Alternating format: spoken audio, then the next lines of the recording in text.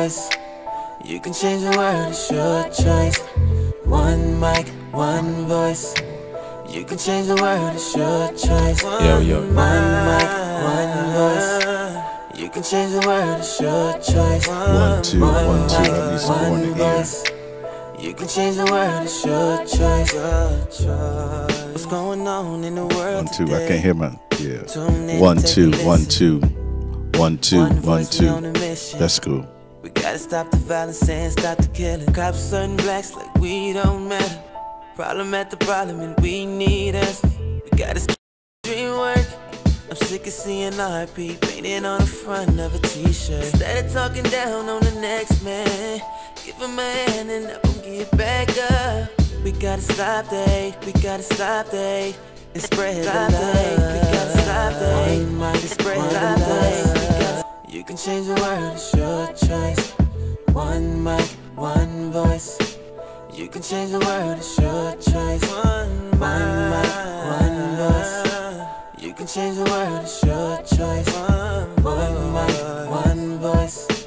You can change the world, it's your choice. We can make a difference if we try. We can be the change that's in our lives. All we gotta do is work together.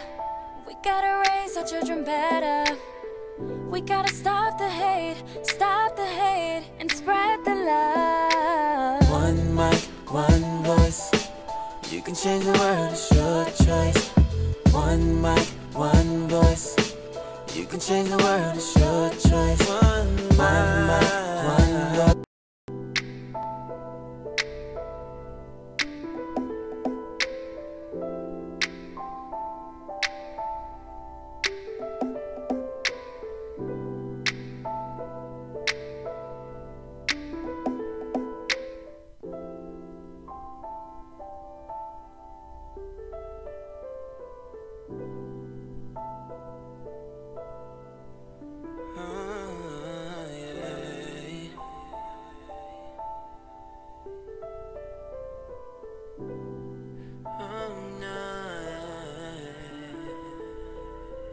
One mic, one voice. You can change the world, it's your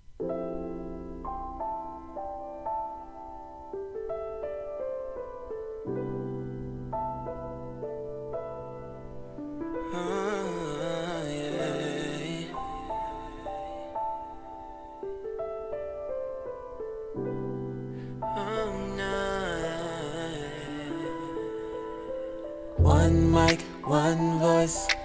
You can change the world, it's your choice. One mic, one voice. You can change the world, it's your choice. One mic, one voice. You can change the world, it's your choice. One mic, one voice.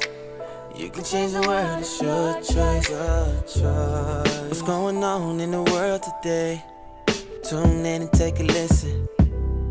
One voice, we on a mission. We gotta stop the violence and stop the killing. Cops certain blacks like we don't matter. Problem at the problem and we need us. We gotta speak up, we gotta set standards. We gotta protest, we need to make banners. What's your thoughts? Tell us your ideas. What's your thoughts?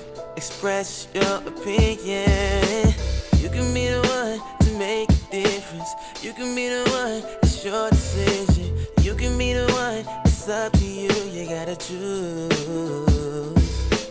All we gotta do is stay together. We gotta treat our women better. Teamwork, make the dream work.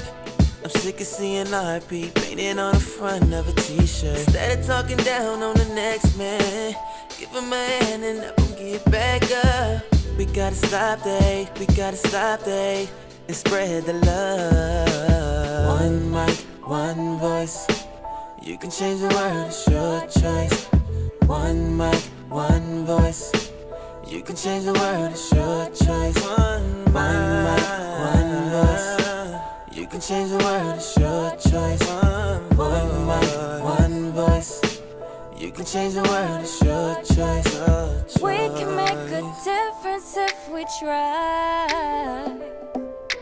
We can be the change that's in our lives. All we gotta do is work together. We gotta raise our children better. We gotta stop the hate, and spread the love. One mic, one voice. You can change the world, it's your choice. One mic, one voice. You can change the world, it's your choice. One mic, one voice. You can change the world, it's your choice. One mic, one voice. You can change the world, it's your choice. Your choice.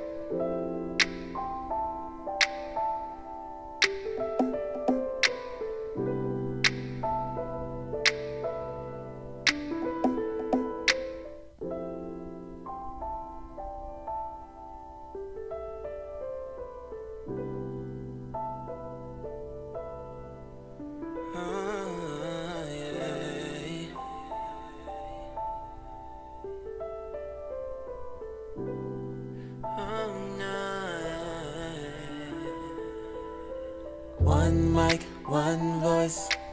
You can change the world, it's your choice. One mic, one voice. You can change the world, it's your choice. One mic, one voice. You can change the world, it's your choice. One mic, one voice.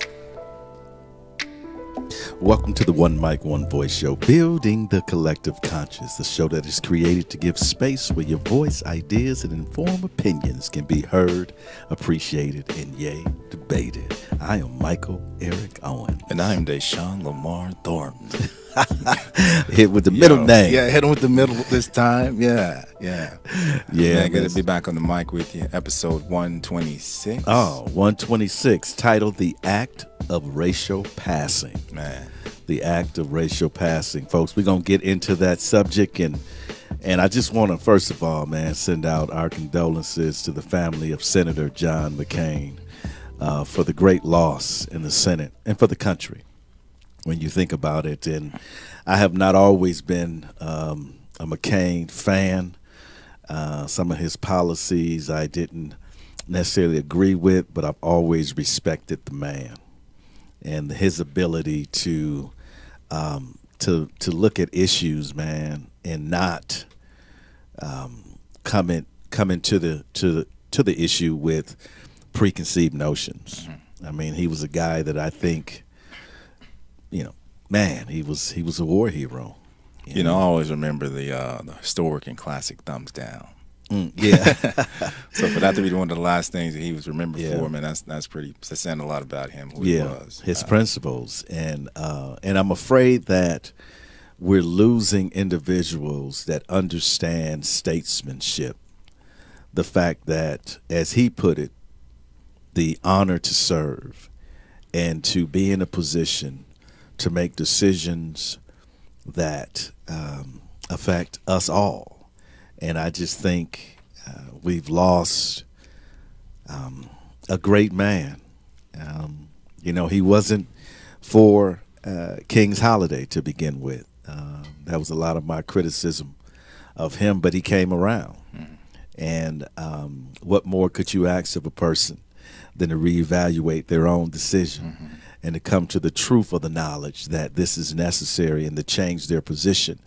And that, I think, that kind of defines the senator. And, he was a Navy man like myself. Like yourself. And so one of your own. one of the insiders, man. And it's to see his life and to see how he lived it. He was a family man. He loved his country. He was in prison for his service to his country. And I just hope that the President of the United States right now is reflecting upon some of the negative things that he said about this great American, that he wasn't a hero, right? About how, he did not serve his country well in the Senate, the negative things that he said about John McCain, and the fact that the senator said, I want Bush and Obama to do my eulogy. And matter of fact, I don't want you there. His wishes is for the President of the United States to not be at his homegoing. That's powerful. And I'm hoping that would resonate in this guy's mind, that you don't have to be nasty to people. You don't have to be the behavior that he exhibits. Man, at the end of the day, we're all humans, and we deserve respect and dignity and to be valued. And I'm hoping that these things would resonate in his mind and that he would shift from his position and his leadership style. But I'm not holding my breath out at all. Yeah, they say don't wait up for it. Right. The act of racial passing. And on this day where we're reflecting upon this true American that lived up to his principles, and clearly John McCain knew who he was. And this show is all about people that are running from who they are for something, right? How many of us in our lives are running from who we are? It's difficult to embrace yourself. Your true self. This racial passing occurs when a person classified as a member of one racial group is also accepted as a member of a different racial group. The term was used especially in the United States to describe a person of color or multiracial ancestry assimilating into the white majority during times when legal and social conventions allowed racial segregation and discrimination. In other words, black people that look white, that simply live their lives as white people. Safe thing to do, right? You know, going back to the definition, specifically highlighting the legal and social issues when these people would take these roles on, during the abolitionist era, there were, black women who passed for white women who would get involved with, other white women to abolish slavery. And there are all types of little things like that happened that, helped us progress in a lot of ways. Yeah. But you're denying yourself. Yeah. I mean, to me, that's the core kind of issue here, is being your authentic self, regardless of where you were born, your socioeconomic status, your gender, your race, your creed, being who you are. And we hear that so much today, and we're going to listen to a video here. NPR did a short segment with a professor that her family herself was affected by this issue, and so she did a 10-year research study and wrote a book. So let's take a listen, and then we'll come back and talk about it. Support for NPR and the following message come from the Lagunitas Brewing Company, whose brewers are inspired to compose their beers like pieces of music. Click Hear More to get a taste of what that sounds like from brewmaster Jeremy Marshall, Lagunitas founder Tony McGee, and the guitar that sits in his office. The act of passing is a little understood part of our nation's troubled history with race. From the days of slavery to the civil rights movement and beyond, some lighter-skinned African Americans escaped the often brutal realities of racism by creating new lives as white people. Now Stanford historian Allison Hobbs explores their stories in a new book titled A Chosen Exile, A History of Racial Passing in American Life. Karen Grigsby Bates of NPR's Code Switch team has this report. Perhaps the most enduring image of passing came from the 1934 movie Imitation of Life. In it, a young light-skinned girl, Peola Johnson, yearns to escape the stigma of race, even if it means abandoning her family. I'm not black. I'm not black. I won't be black. When Piola grows up, she runs away from the Negro college she was attending to live life in a new city as a white woman. She has a job that would have been closed to her if she'd acknowledged her colored blood. Her heartbroken mother dies soon after. Historian Allison Hobbs says too much of the story of passing is focused on what was gained, new jobs, new freedoms, rather than what was left behind. I started to realize that writing this history of passing is really writing a history of loss. So Hobbs devoted 10 years of research to this part of the story. We're in Hobbs's office at Stanford University, where the walls are hung with pictures of Black Americans throughout history. She's flipping through a huge notebook stuffed with stories of fair-skinned Black people who passed as white. But the true inspiration for Hobbs' book came from her own family's history. Several years ago, a favorite aunt told her about a distant, very fair cousin whose mother forced her to leave her hometown in the 1930s and moved to Los Angeles to live as a white woman. Her mother really felt that this was the very best thing that she could do for her daughter. She felt that this was a way of offering her daughter opportunities and a new life that she wouldn't be able to have if she lived as a Black woman on the south side of Chicago. So the cousin moved to California, passed, married a white man, and raised children who knew nothing of their Black heritage. About a decade later, her phone rang. The woman's father was dying, and her mother wanted her to return home to see him one last time. Our cousin says, "I can't come home. I can't go back. I'm a white woman now, and there's just no turning back." The cousin missed her father's funeral and never saw her mother or her siblings again. Hobbs was haunted by this story of gaining whiteness while losing family. And it made me think about all of the families that likely have a story like this. Her research found many. People like Elsie Roxborough from a distinguished Black Detroit family who left to live as white in New York, something noted in the local Black press. And Harry S. Murphy, who'd attended the University of Mississippi in 1945 for an entire year as a cadet in a military program because a commanding officer assumed Murphy was white. In 1962, when James Meredith was integrating Ole Miss, Harry S. Murphy said that Ole Miss was fighting a battle that they had no idea that they had lost years ago. There were people who passed for work and returned to their Black lives in their private hours, their employers none the wiser, and others who left everyone and everything they knew forever. But some African Americans who passed reversed themselves later. Like the Johnstons, a prosperous family in New Hampshire that after 10 years of living as white grew tired of the lie and publicly declared themselves Negro in 1949. Hobbs says the Johnstons became a national story. This is after World War II, and this is a moment when there's a sense that perhaps integration is on the horizon. So a lot of the newspapers that covered this story were looking at the Johnstons as being kind of emblems of the integrationist era. True integration wouldn't occur for decades. The civil rights movement removed de jure segregation that was often the catalyst for many people's decision to pass. Later, Black pride would make the practice déclassé.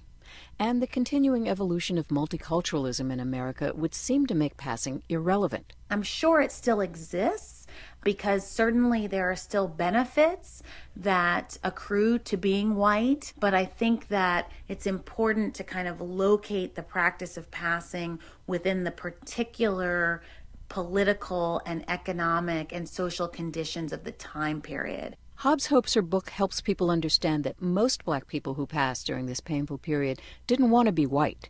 They just wanted to be free. Karen Grigsby Bates, NPR News. They did not want to be white. They wanted to be free. I mean, you think about that statement. They wanted to be free. So, the implication is that we're not free because of the color of our skin? And I disagree with something that was statement that true integration has been achieved. I don't think true integration has been achieved. We're one of the most segregated societies in the world, so I don't think that's been achieved. But creating new lives for themselves, man, I can't go back. I mean, kids growing up that don't even know their identity. And I was just thinking about the generational damage that is caused by, those people who take on those roles and say, man, Yeah. can't do it. Yeah. What are my friends going to think? Man? Yeah. You're robbing your children of who they are. They'll never know the truth. Never know their truth. And we'll find out how a lady became curious a little later in the show. But this history of loss, and we're going to talk about what is lost when you do this, right? What do you leave behind? Man. I listened to Allison Hobbs do her TED Talk on the same subject. And, through her research, she was dedicated to this work for 10 years straight. Yeah. And she said she lost a lot, in her personal life, lost her marriage, lost connections with family, lost, different things that were, supposed to be important to her. But, she's just realizing that there's a loss involved on your journey to discovery, and just being able to dedicate yourself to something, finding out the truth. You're going to be in a situation where you're going to lose something, whether that be people around you or whatever. But there's a loss attached to that self-discovery that's supposed to happen. I think, the pursuit of truth, there's a price for that, right? And this is what you're talking about, the price that one pays to find out the truth, whether it's about yourself, it's about life, but the truth is never easy. And as we go to this break, this Harry S. Murphy, that was at Ole Miss, man, they had this a black guy there before James Meredith, before the riots and he had already infiltrated the camp. He was there and you didn't even know it. The act of racial passing, folks. We're going to take a break. We'll be right back.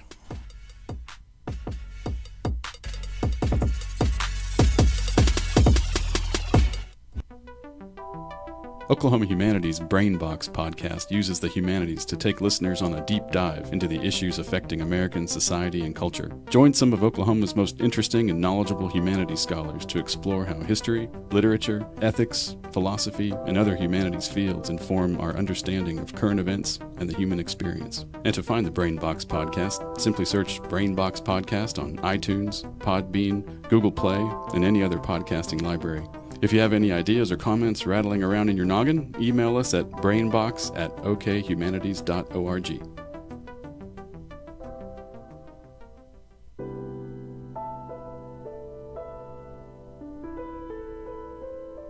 This is Dr. Laura Gillot, and when I listen to podcasts, I always listen to the One Mic, One Voice show.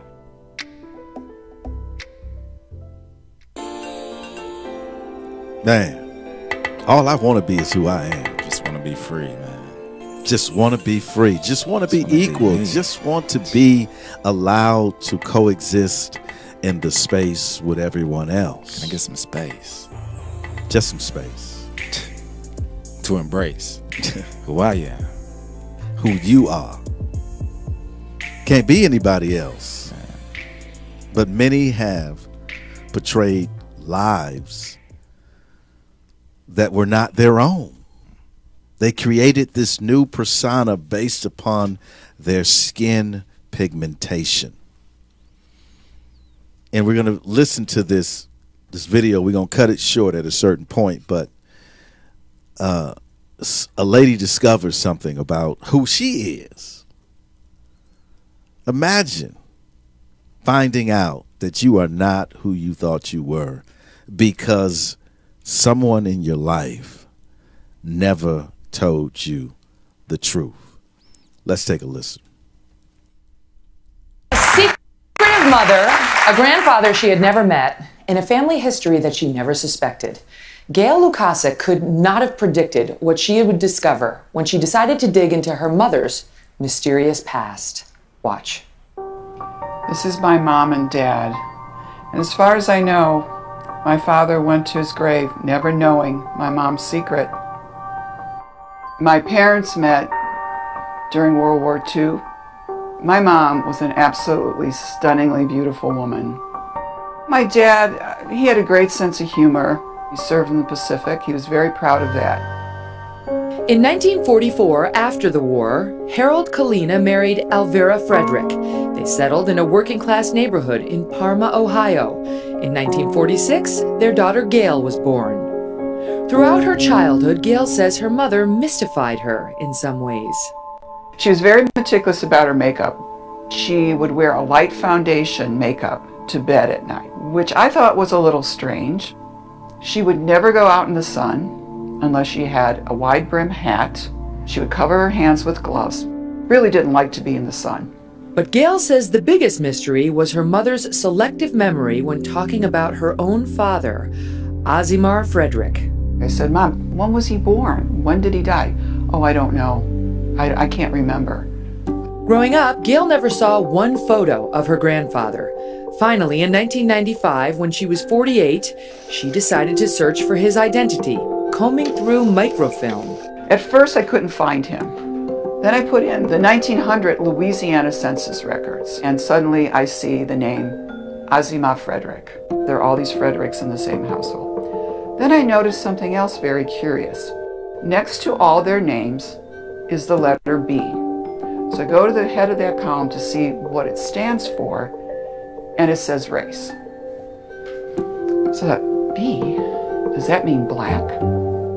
Gail wanted to confront her mother, but first she reached out to the state of Louisiana, requesting her mother's birth certificate. I pretended I was my mother and that I had lost my birth certificate. I opened that birth certificate, and there in parentheses were 3 letters, COL. So I wrote to the state again and said, my birth certificate said COL. Would you please explain to me what that means? They sent me a very official letter back, and they said, COL is for colored. I just was speechless. I didn't know if my mother knew, but I'm thinking, how could she not know this? And why has she never said anything to me? We're joined now by Gail Lukasik, who has written about her mother's secret past in a new book, White Like Her. Welcome, Gail. Thank you very much. Great to see you here. So you did finally work up the nerve to ask your mother about this birth certificate. It took you 2 years, but you finally sat down with her. You knew it had to be face-to-face. Yes, it had to be. This is not a conversation you have on the telephone. Yep. Yeah. And you asked her why she's listed as, quote, colored on the birth certificate. I did. I told her I'd found her birth certificate. It said colored. And she became very indignant with me. And she said, I don't know what birth certificate you have, but mine says I'm white. So I thought, well, wait a minute. So I said, Mom, I have some other documents that I could show you. The census records, your father's listed as black. And I have a letter from the state of Louisiana saying that COL means colored. Well, she got very quiet, very quiet. And she's sitting in this large chair, and it almost seemed like the chair was swallowing her because she got very small. And she looked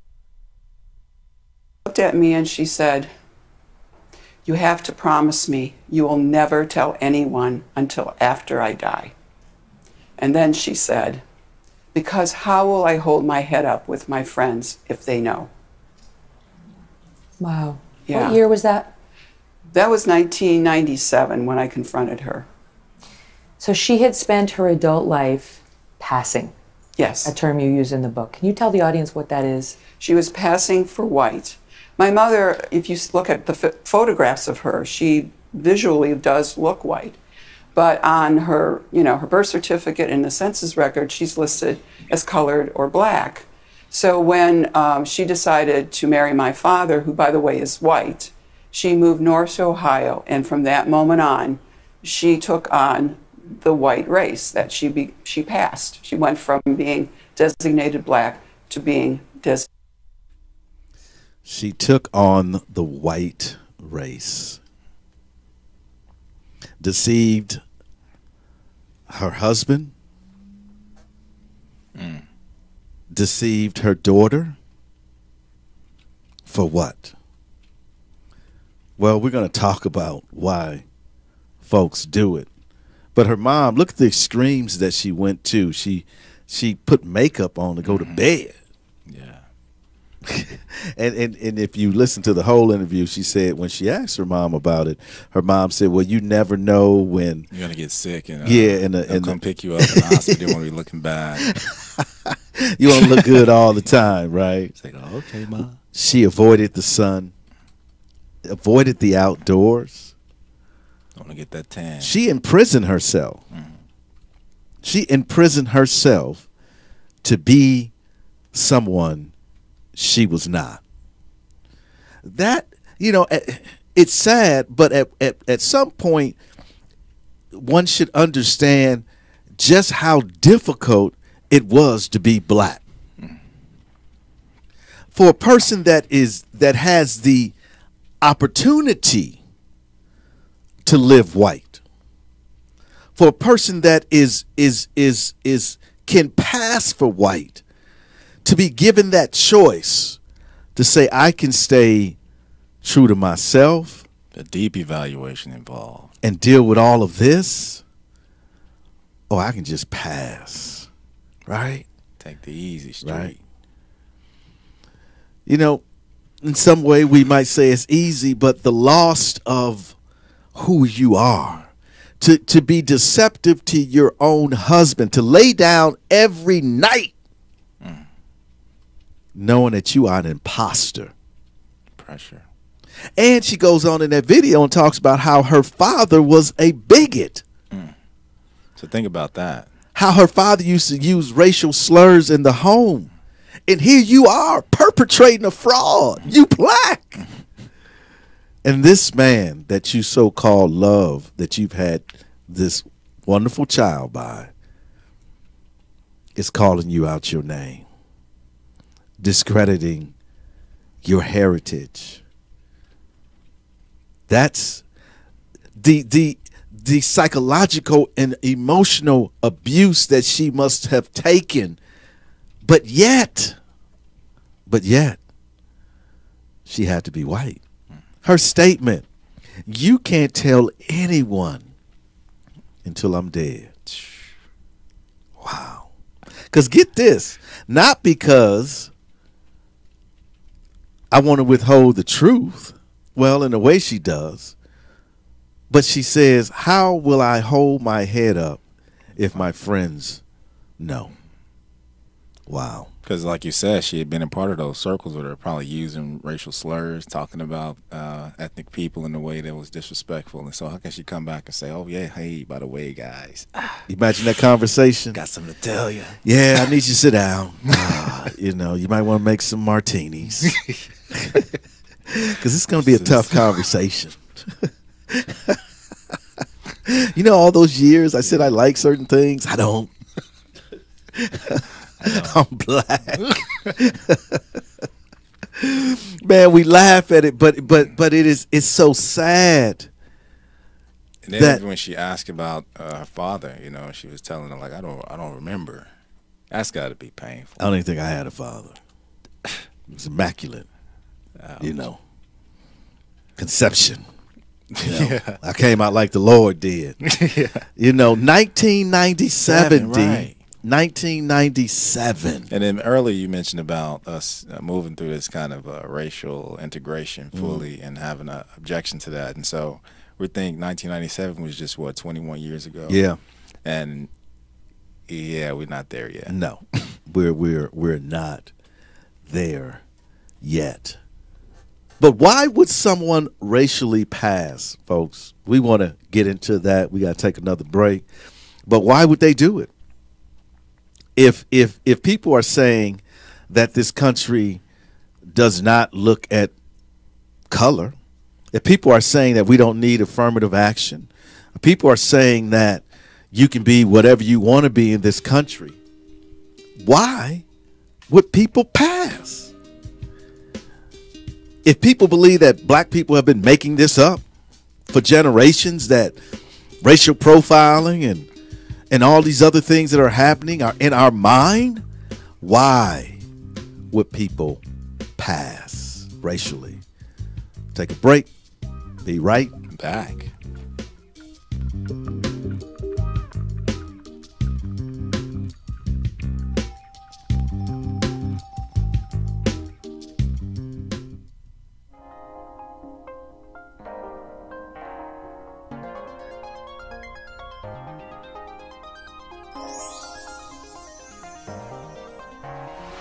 Hi, everyone. This is Roxy Davis. And this is Deborah Burris. And we are the Roxy by Design Show. Our show is designed to bring healing as we share our stories while God redesign our lives. So take a ride with us. So you can find us at Podbean, iTunes, Facebook and Twitter, and blackenstudios.com. So thank you, everyone, for listening to the Roxy by Design Show. You have a blessed day. We love you.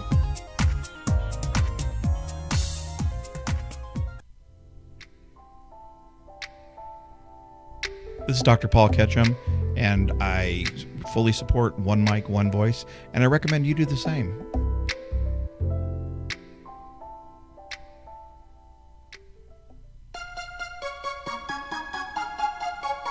Welcome back, folks. The act of racial passing is happening. It's happening today. Happening right now. You might even have friends that you think are white that are not.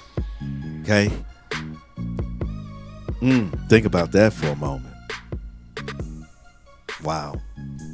If a person can deceive their own child and their own husband, what could be happening in our society today? D? Yeah, you remember back in, maybe a couple years back, you guys had did a light bulb room discussion on the film called Little White Lie. Yeah.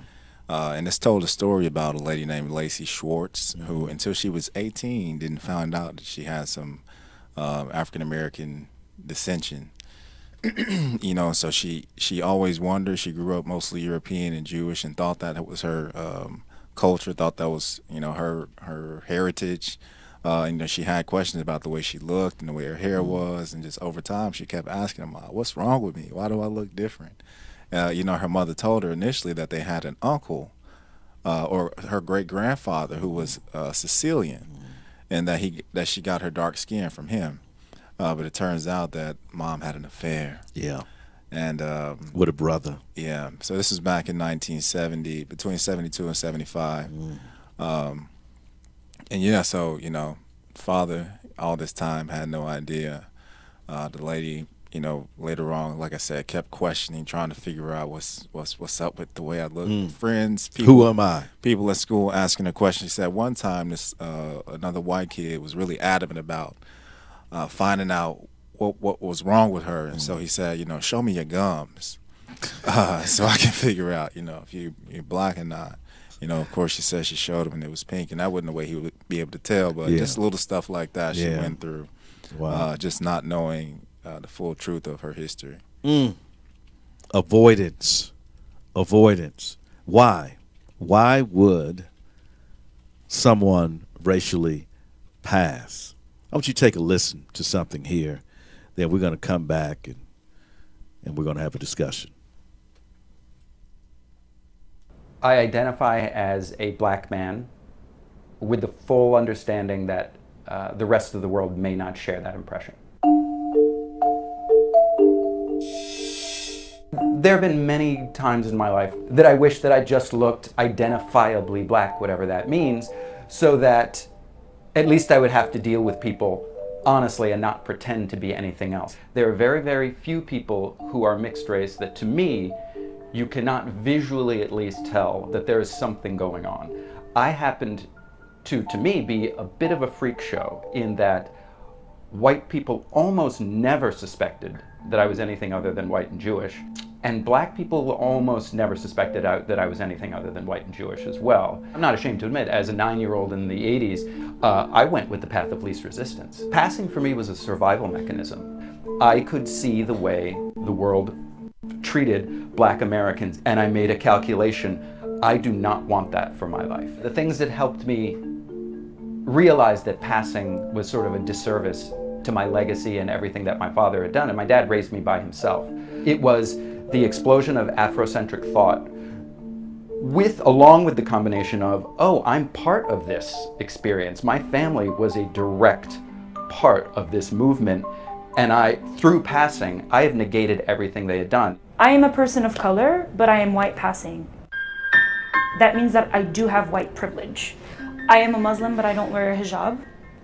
and I am Arab. When I speak to someone who doesn't know where I'm from, or when I speak to someone who does not know my name, they automatically think that I am white. And it's a safe space for me because there's a lot of hate towards Muslims, this hatred towards Arabs that's scary, super scary for someone like me. Having privilege is freaking awesome. Nobody's questioning who you are, and it's that moment when people take that privilege away, you feel it. You feel the full impact of, wow, I am being literally profiled right now, and it feels like crap. What I usually need to share with people, especially when it comes to me being ethnically ambiguous, I am Arab, I am Muslim, and I don't judge you.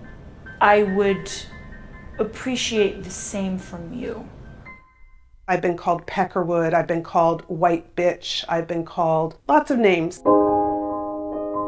Most people think I'm a white woman, and that is both largely a source of privilege for me, and it's also a source of alienation from people who otherwise I would feel comfortable with and part of a community with. A really big part of how race is acted on in our country is based on physical appearance. So I can have all the loving relationships with the Black side of my family that I want. When I walk out in the world, I look like this. I think as mixed race people, we still face a lot of pressure from other people who are not comfortable with our identity.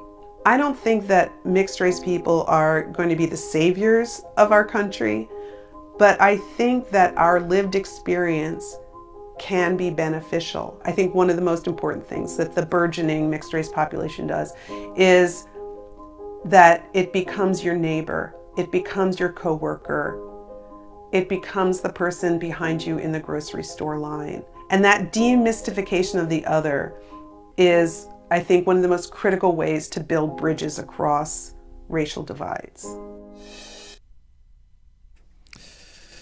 Oh, okay. Why? Because privilege is freaking awesome. Freaking awesome.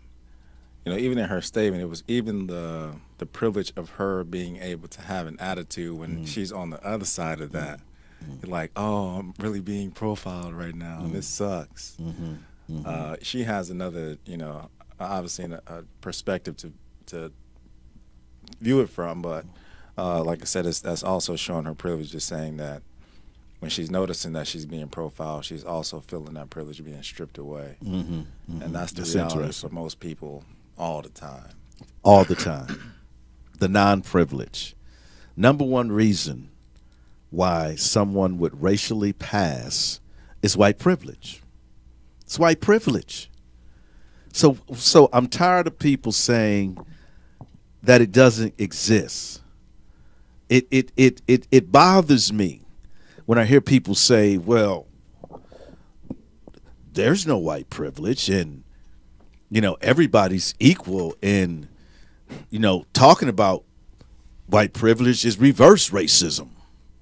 You know, here are people that are passing because of the color of their skin. Why? Because they step into the privileged class. First guy mentioned survival. Yeah. The path of least resistance, electricity. That's what he took to survive. So what are we doing? What are we doing as minority people? Are we not surviving?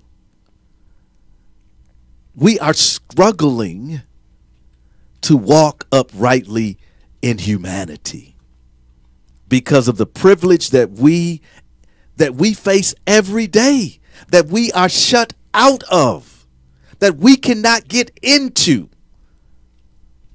The privilege of being white in this society.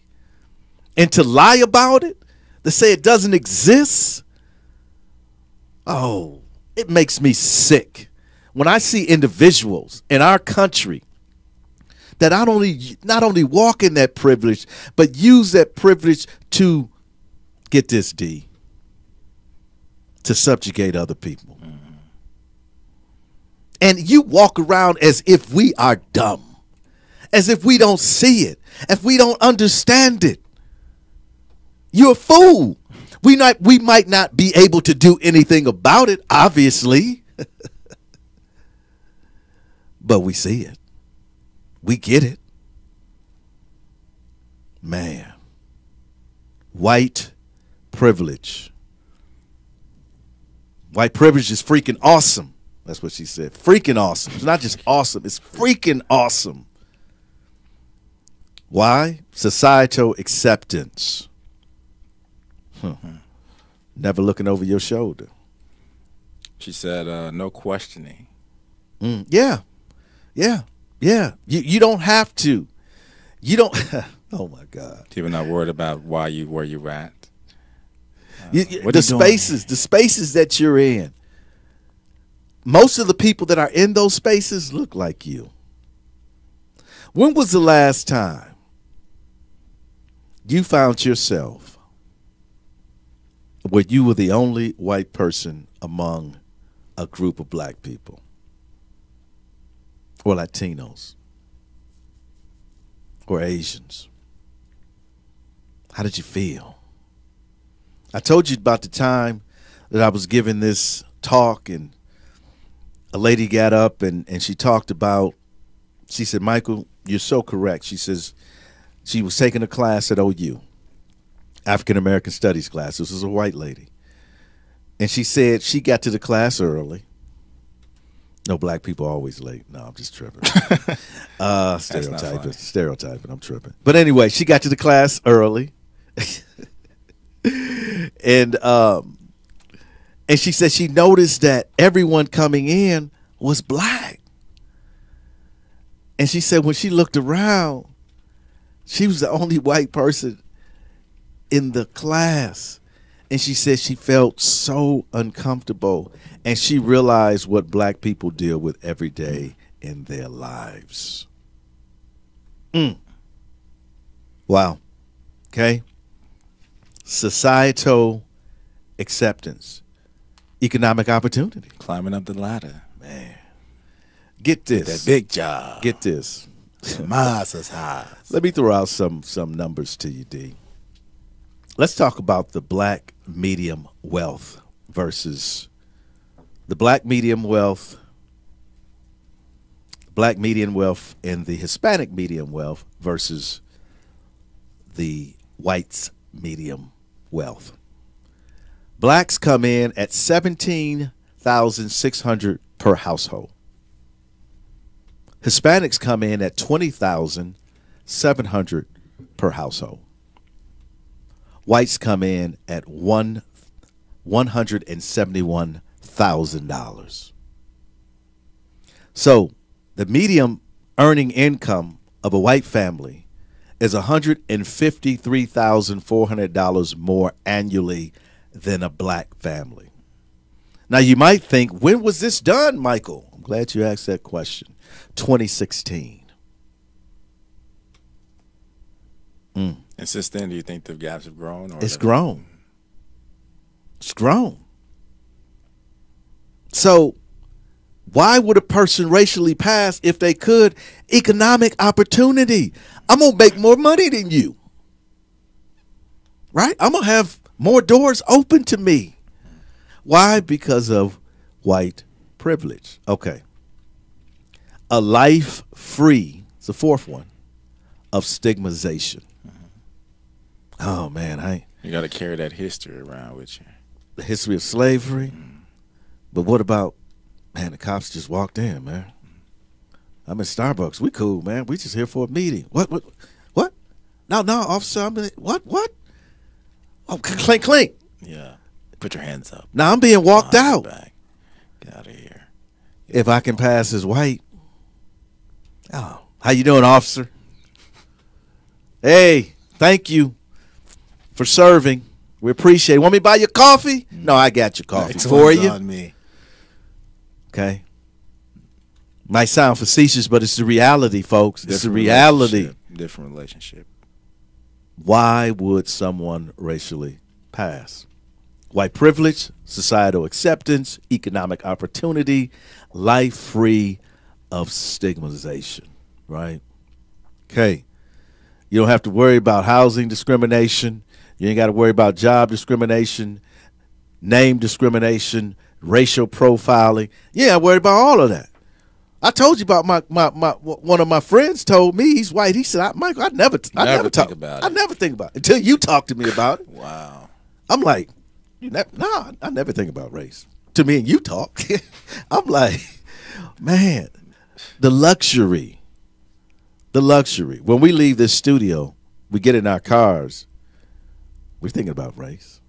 Not because we want to, not because we're psychologically crazy, but we realize it can be pretty dangerous driving while black. See, Mike, why you always talking about race, man? Why you always talking about stuff? Philando Castile, Sandra Bland, Michael Brown, Tamir Rice, Trayvon Martin, right? Eric Gardner. The list goes on. Why am I talking about it? Because I'm black. And the reality is, I don't have privilege. You can get mad at me all you want to. You can demonize me all you want to. But you've heard the voices of these individuals who say, if I pass as white, my life is better. What does one lose by racially passing, D? Culture. Oh, man. I love go black down culture. To the party. I love black culture. Can't tap your toe when you hear that drum beat. Oh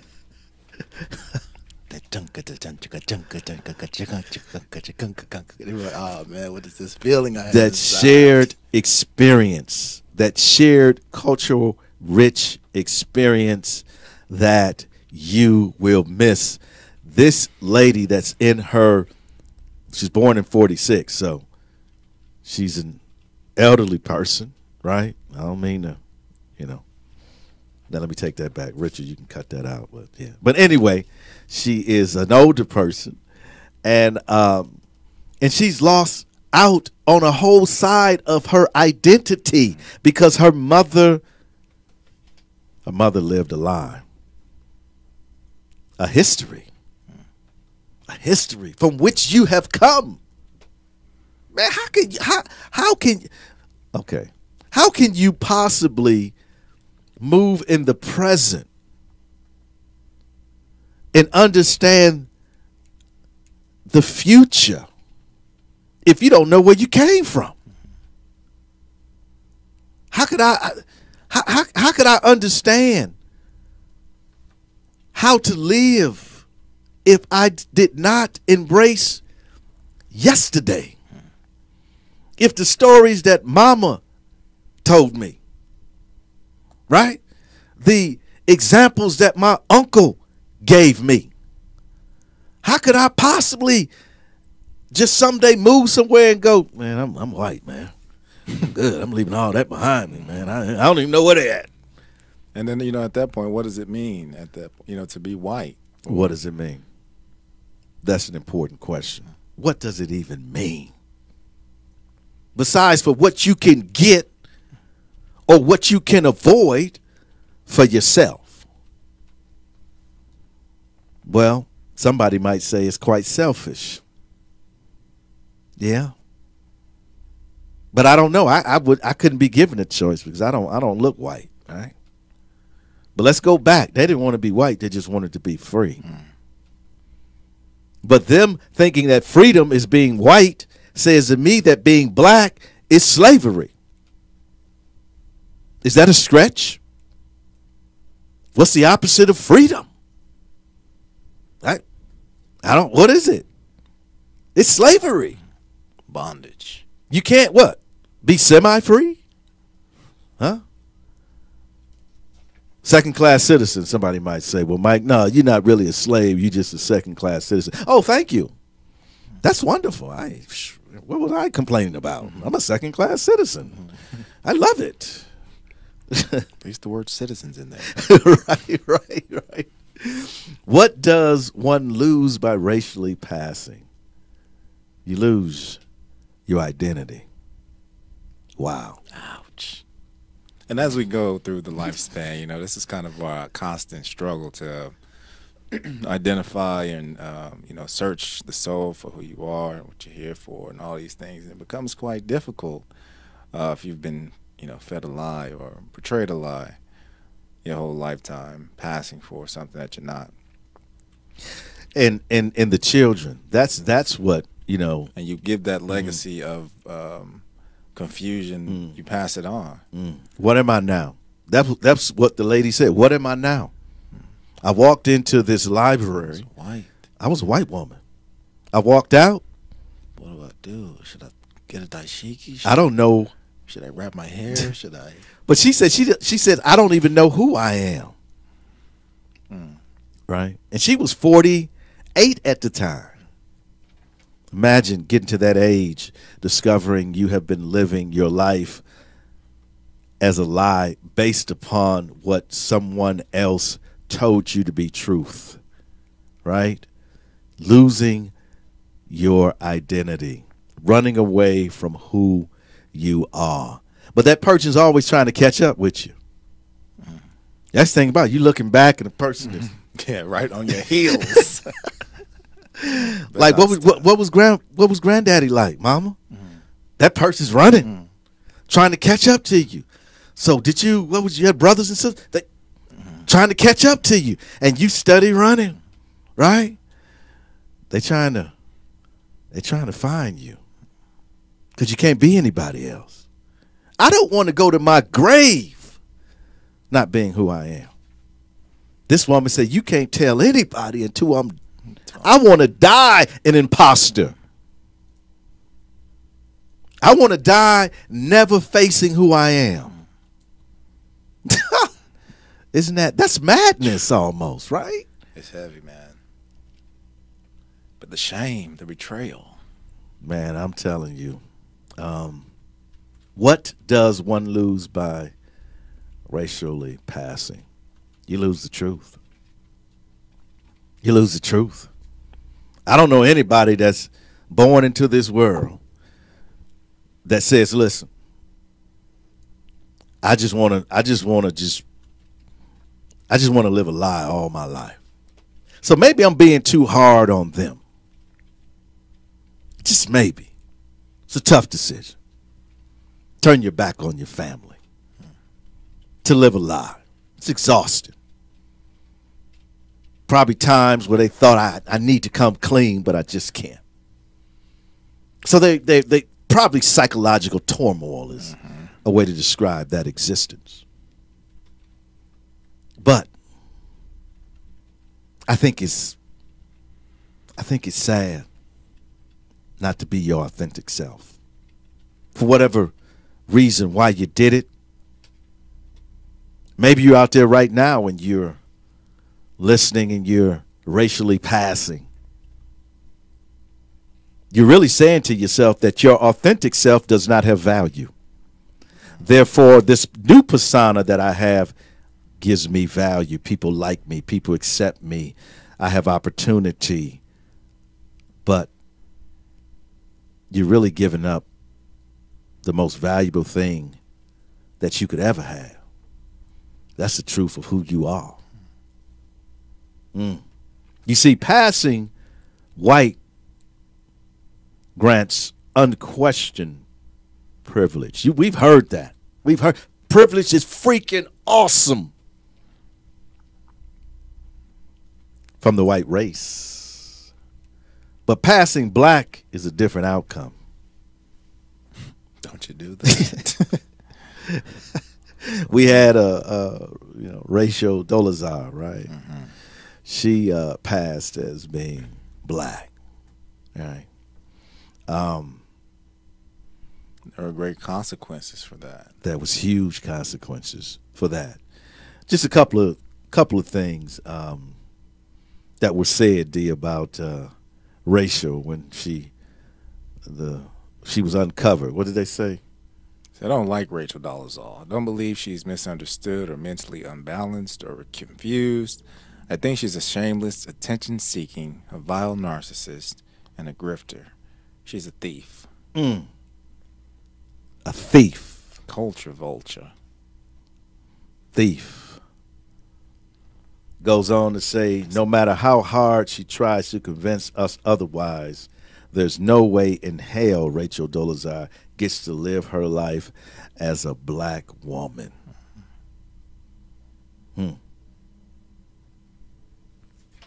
What is she? She's an ally? She's not an ally, you're an enemy. Enemy of the black race. These are just some quotes that we took that were spewed, I would say, at Rachel. Tried to live her life as a black woman. Was successful for a while. But she slipped up. Yeah, that interview caught her. Are your parents black? Next question. Next question. I plead the fifth. Don't like talking about my parents. Touchy. Right. But if she wasn't so high profile, she might have got away with it. Her problem was she should have lived in the shadows. These folks wasn't trying to run the NAACP, and you know what I'm saying? They wasn't trying to. She was too high profile. That's what got her. If she had lived in the shadows, she probably would have made it. She probably would have pulled it off. But her ambition, because see, there's a difference, and let's make this distinct difference here. The difference is that when you see people that try to assimilate as being black, they're not doing that for privilege. They're doing that for some sort of observation, some sort of activism, right? Because of the cause, the plight, right? Not because of privilege. Listen, folks. If you can find some research out there that tells us that someone has assimilated into the black community because they were going to get privilege, please let me know. Hey, D, let me know. I mean, is there more opportunity being black? I gave you the economic numbers.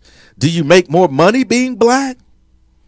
Do you have a better chance of being president or a senator if you're black? I mean, so nobody's going to do that. Matter of fact, Rachel is not the first. Let's go back to the 1950s when John Howard Griffin, Black Like Me, the book he wrote, maybe you read it. He became black, or put on a black persona and darkened his skin to understand the civil rights movement. To understand the experience of black people.